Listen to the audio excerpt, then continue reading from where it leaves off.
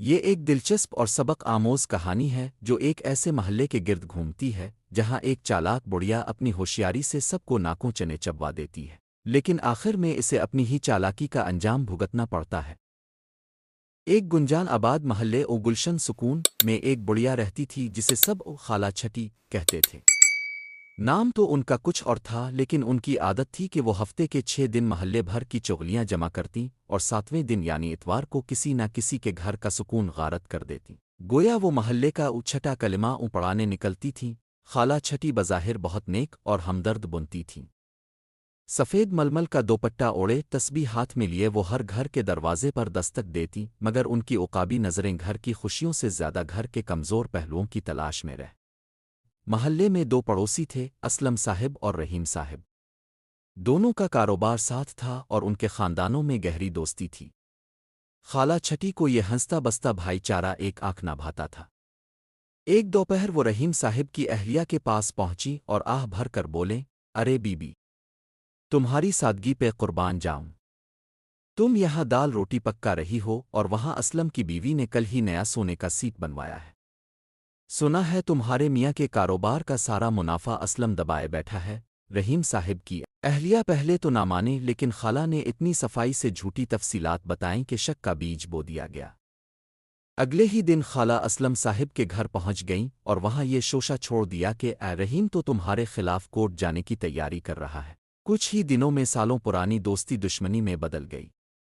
محلے میں فساد کھڑا کرنا خالہ کا پسندیدہ مشغلہ بن چکا تھا۔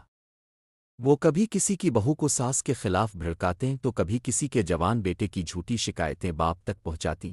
محلے میں ایک شادی کی تقریب تھی۔ سب خوش تھے، مگر خالہ کے ذہن میں ایک نئی کھچڑی پک رہی تھی۔ انہوں نے سوچا کہ کیوں نہ اس بار کوئی بڑا ہاتھ مارا جائے۔ انہوں نے دولہے کی ماں سے جا کر کہا کہ او دولہن والوں نے جو زیور دیا ہے وہ سب نکلی ہے، میں نے خود اپنی آنکھوں سے سونار کی دکان پر انہیں سستا مال خریدتے دیکھا ہے۔ دوسری طرف انہوں نے لڑکی والوں سے کہہ دیا کہ لڑکے والے تو جہیز میں گاڑی کا مطالبہ کرنے والے ہیں، ابھی سے ہوشیار ہو جاؤ۔ بات اتنی بڑی کہ نکاح کے وقت ہنگامہ کھڑا ہو گیا۔ گالی گلوہ تک نوبت آ گئی۔ خالہ چھٹی ایک کونے میں کھڑی سکون سے قہوہ پی رہی تھیں اور اپنی کامیابی اوپر مسکرا رہی تھیں۔ ان کا ماننا تھا کہ جب تک محلے میں آگ لگی رہے گی ان کی اہمیت برقرار رہے گی، کیونکہ لوگ مشورے کے لیے انہی کے پاس آئیں گے۔ کہتے ہیں کہ جھوٹ کے پاؤں نہیں ہوتے۔ محلے کے کچھ سمجھدار نوجوانوں، جن میں ایک لڑکا عامر بھی شامل تھا، نے نوٹ کیا کہ جب بھی کوئی جھگڑا ہوتا ہے اس کے پیچھے خالہ چھٹی کا ہی ہاتھ ہوتا ہے۔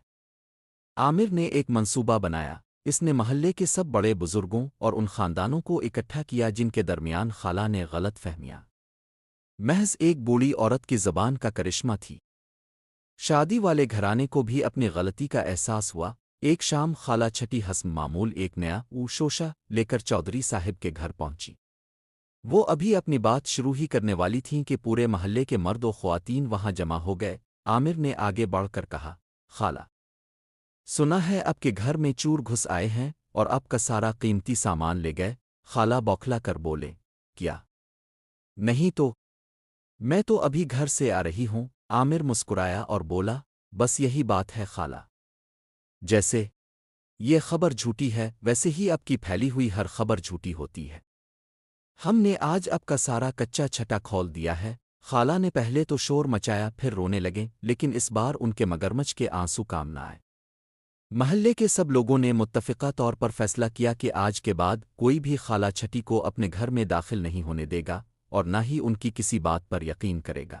خالہ چھٹی، جو دوسروں کے گھروں میں آگ لگا کر تماشا دیکھتی تھیں، اب اپنے ہی گھر میں اکیلی رہ گئیں۔ وہ گلی سے گزرتی تو لوگ دروازے بند کر لیتے۔